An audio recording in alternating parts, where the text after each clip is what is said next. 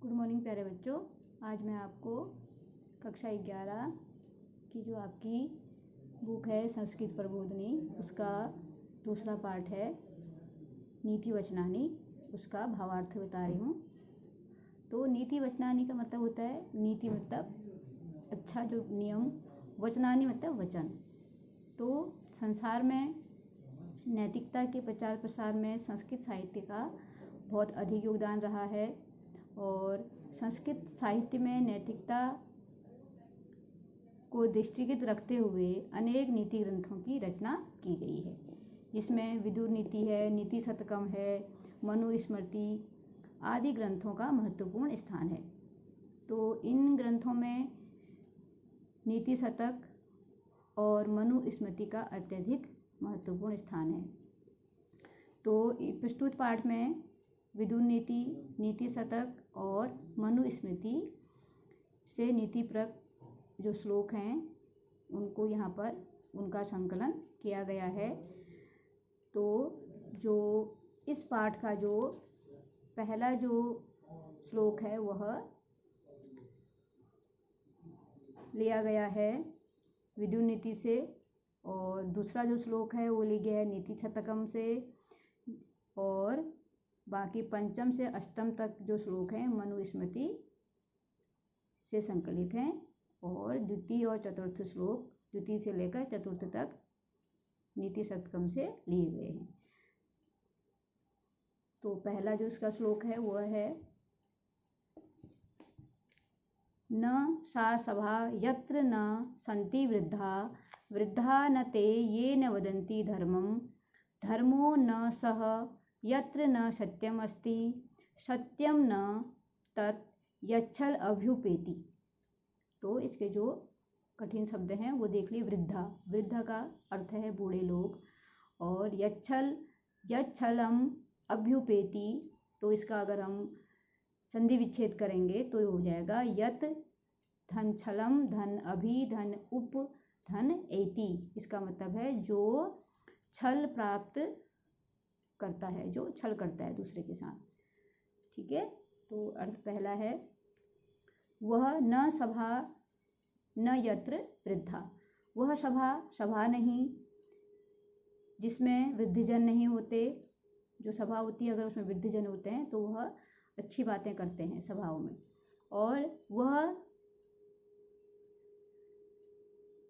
यत्र न सन्ति वृद्धा, वह सभा, सभा नहीं जहाँ वृद्धजन नहीं होते, और वह वृद्ध नहीं जो धर्म की बातें नहीं करते, और वह धर्म नहीं जिसमें सत्य नहीं होता, और वह सत्य नहीं जो छल कपट से परिपूर्ण होता है।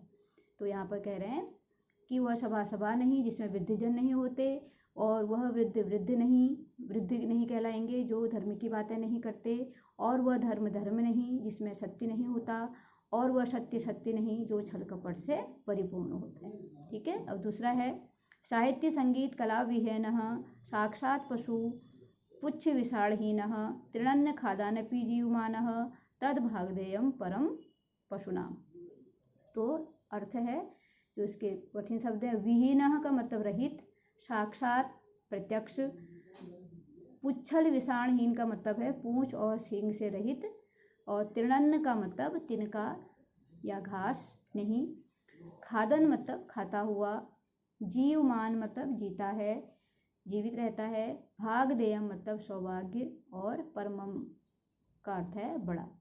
तो वो कह रहे हैं कि साहित्य संगीत और कला को से रहित जो व्यक्ति है वह किसके समान है? पूंछ और सींग से रहित पशु के समान है, जो घास न खाता हुआ भी जीवित है, और यह पशुओं का परम सौभाग्य है। तो यहाँ पर कह रहे हैं जो व्यक्ति साहित्य संगीत के कलाओं से रहित होता है वह व्यक्ति साक्षात ऐसा पशु है जिसकी पूंछ और सींग नहीं है, और जो घास खाए बिना भी जीवित रह सकता है। तो यह तो पशुओं का परम सौभाग्य है कि वह घास नहीं खाता, क्योंकि कह रहे हैं यहाँ पर, क्योंकि यदि ऐसे पशु घास खाएं तो वास्तविक पशुओं के लिए भोजन का अभाव हो जाएगा। एक उदाहरण के रूप में यहाँ पर समझाया गया है। फिर है तीसरा, येषां न विद्या न तपो न दानम ज्ञानम न शीलम गुणो न धर्मम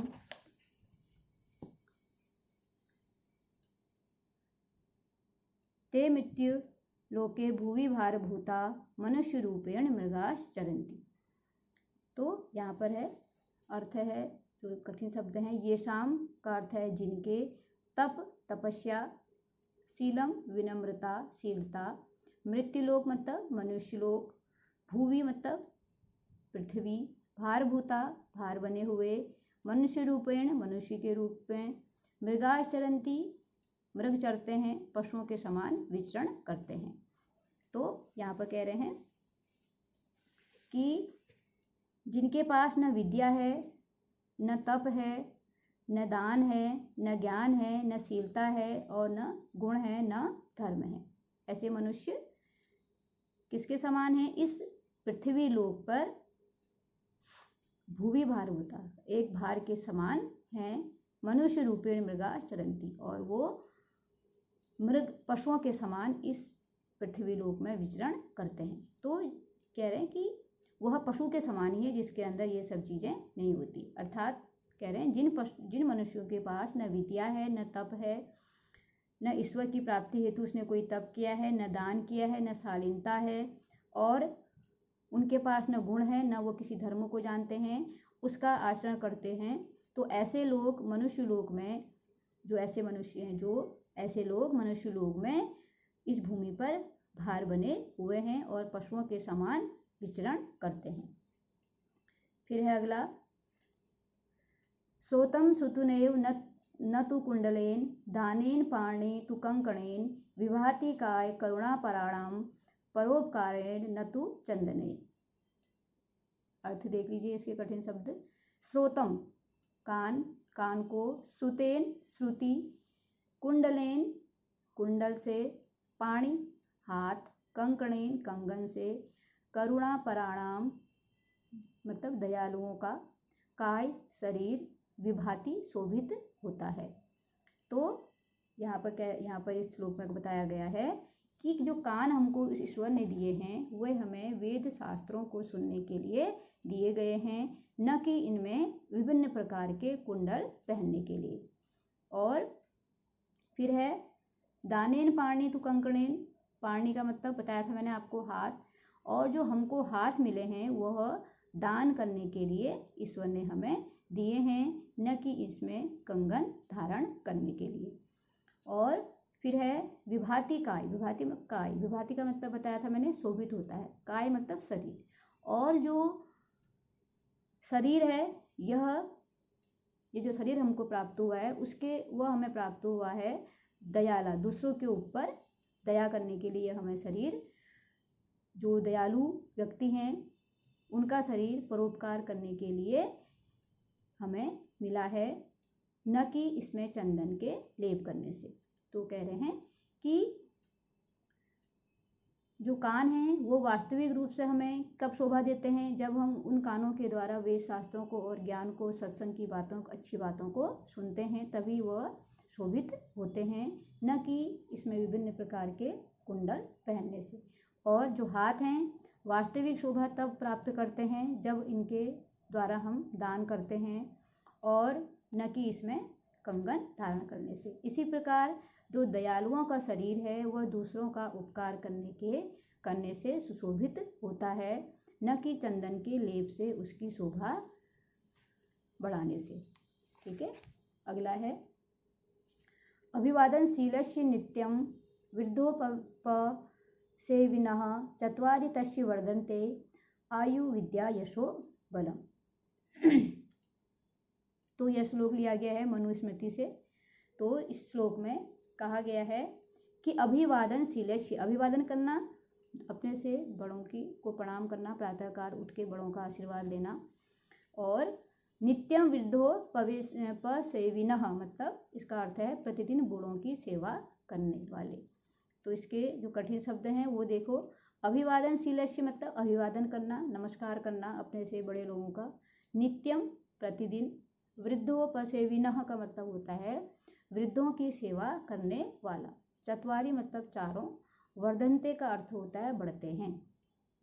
तो जो मनुष्य अपने से बड़े लोगों का अभिवादन करता है, उन्हें नमस्कार करता है, प्रणाम करता है, उनका आशीर्वाद लेता है, और जो प्रतिदिन बूढ़े व्यक्तियों की, बूढ़े अपने घर में बूढ़े बुजुर्गों की सेवा करते हैं, उन मनुष्यों की ये जो चार चीज़ें हैं वह हमेशा वृद्धि को प्राप्त होती हैं। कौन कौन सी चीज़ें बढ़ती हैं? आयु, विद्या, यशो, बलम। उसकी आयु, विद्या, यश और बल चारों गुण बढ़ते हैं। फिर है अगला, देखिए, सर्व लक्षणहीनो अपि यह सदाचारवान नरः श्रद्धादो अनुष्यश्च शतं वर्षाणि जीवति। तो इसका अर्थ इसके शब्द को अर्थ देख लिए। सर्व मतलब सब, लक्षणहीन लक्षणों से रहित, सदाचारवान सदाचारी, श्रद्धाधन माता पिता गुरु तथा बड़ों पर श्रद्धा रखना, और अनुसूयः ईर्ष्या द्वेष से रहित, शतम 100 जीवति जीवित रहता है। तो यहाँ पर कह रहे हैं सब लक्षणों से हीन ऐसा मनुष्य जो सदाचारवान हो, श्रद्धा रखने वाला और ईर्ष्या द्वेष से रहित हो, उसकी आयु 100 वर्षों तक होती है। वह व्यक्ति 100 वर्षों तक जीवित रहता है। तो देखिए इसमें फिर एक बार और फिर इसको देख लीजिए। कह रहे हैं कि जो रूप रंग अथवा शरीर की शोभा के सब लक्षणों से रहित कुरूप अगर व्यक्ति है, जो भी व्यक्ति है, वो अगर वो सदाचारी होता है, अगर उस व्यक्ति के अंदर कोई भी गुण नहीं होता है, लेकिन वो कैसा व्यक्ति है? सदाचारी है। सदाचारी का मतलब सबके साथ अच्छा व्यवहार करने वाला। सद मतलब अच्छा, आचार मतलब व्यवहार करने वाला है। अपनों से बड़ों, विद्वानों और वृद्धों के प्रति श्रद्धा की भावना रखता है, तो और वह ईर्ष्या द्वेष की भावनाओं से रहित है, उसमें कोई ऐसी ईर्ष्या भावना नहीं है, तो वह व्यक्ति 100 वर्षों तक जीवित रहता है। तो इसका अर्थ यह है कि सदाचारी, श्रद्धावान और ईर्ष्या द्वेष से रहित व्यक्ति 100 वर्षों की आयु को प्राप्त करता है।